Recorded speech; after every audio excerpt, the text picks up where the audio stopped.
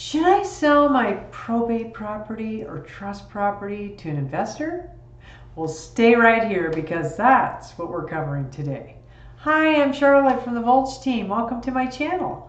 If this is your first time here, I'm a real estate broker that helps people in the high desert as a certified probate specialist and trust advisor, and also in the many cities of the Inland Empire, including Redlands, Loma Linda, Fontana, San Bernardino, Rancho Cucamonga, and Ontario. And every week I post tips, insights, and updates to help you gain clarity.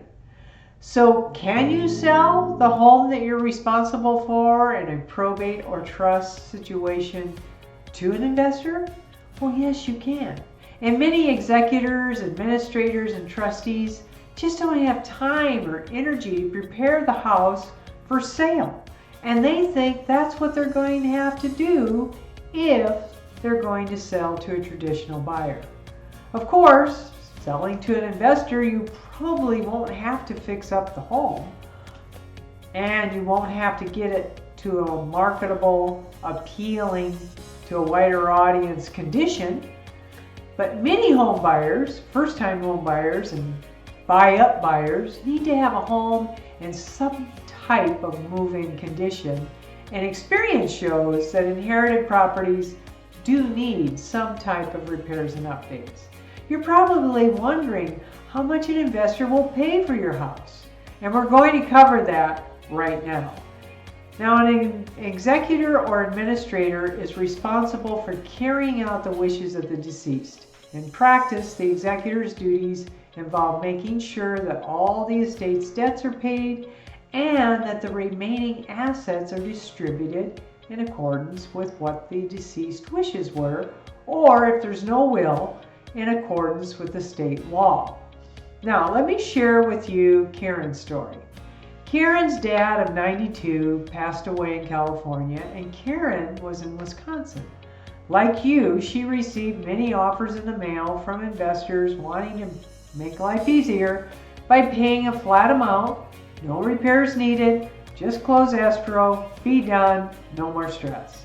Now, as I mentioned earlier, by selling straight out to an investor, you will have no repairs, no fixes, but the important piece to the equation is knowing the market and the value of the property right now. Luckily for Karen, she was introduced to me by Sherry, who had met with her to do an estate sale. And Sherry had just helped my friends Lorraine and Diane with their parents' house doing an estate sale before we were putting it on the market. And that was to settle the trust for her parents, their parents I should say, which was helpful for Karen so she could get the perspective of someone going through what she was going through right now. Living in another state, Diane and Lorraine were in Texas, and handling affairs in California. So I walked Karen's dad's property with her, made notes on what would be required to make the home financeable, and thereby opening up to a larger buying audience, and then got estimates for her on the work to compare the investment of the repairs against the end result of the return on that investment.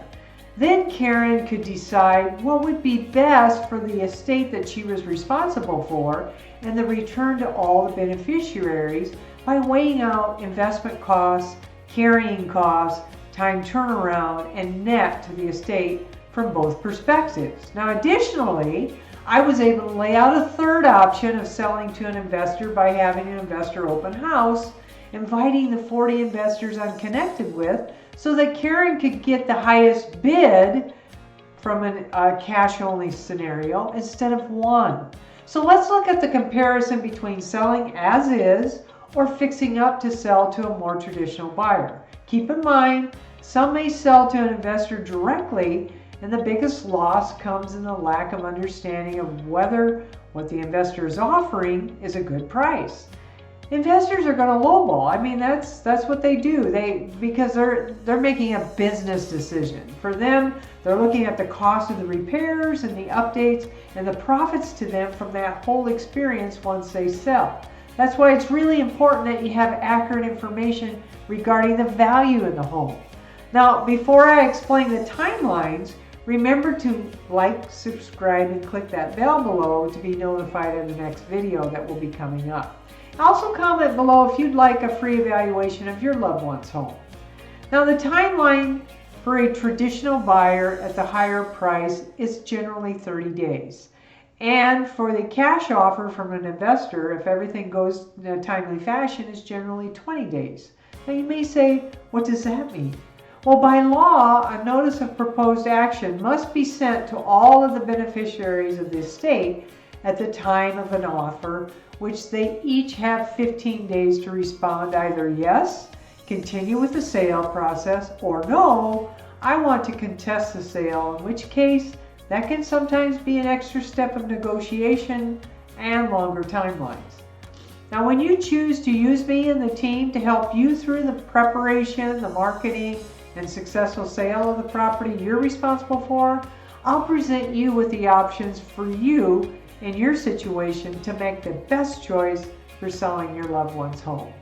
Thank you for watching. Comment if this was useful and share with a friend who may be overwhelmed with the process of handling the state of a loved one. And I'll see you next time.